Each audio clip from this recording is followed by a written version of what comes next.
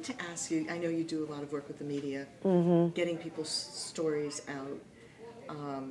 How important is it to tell your story, and how impactful? You know, you can give the message points and say, you know, mental health is this, this, and that, but to tell your personal story, I mean, you had to be reflecting on that as you were listening to him. Yeah, it's very, very important because statistics are statistics.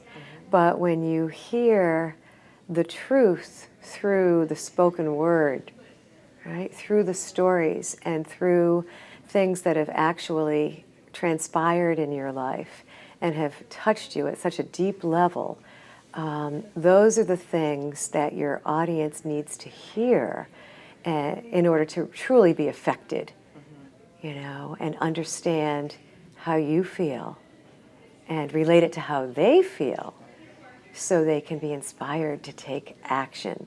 So I do truly believe it's so much more impactful to the audience to hear it from somebody who's been there, done that. And he certainly has.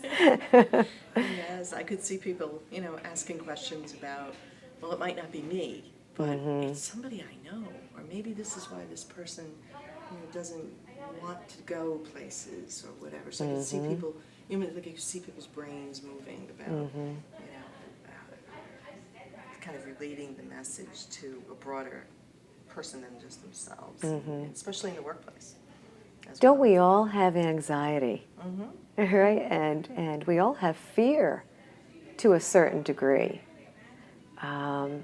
So to hear somebody who's had such deep fear and deep anxiety, so much more than we've ever had, face it head on, not fight it. And that's what he talks about in his book. The fact that he doesn't fight it, he just faces it head on and realizes that he has a choice, right? To either step into it and look at it or walk away.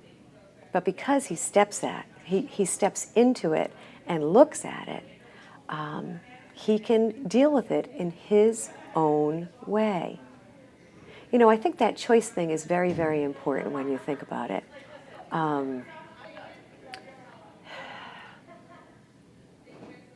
We all have choices in life because we're all faced with fears, right? And I think that's what the majority of the world does. When they're faced with their fears, they choose not to step in. They choose to mask whatever it is they're feeling through a variety of ways, through either, you know, drugs, alcohol, food, you name it. There are so many addictions out there, especially in this day and age. But Brian chose not to go and take that route.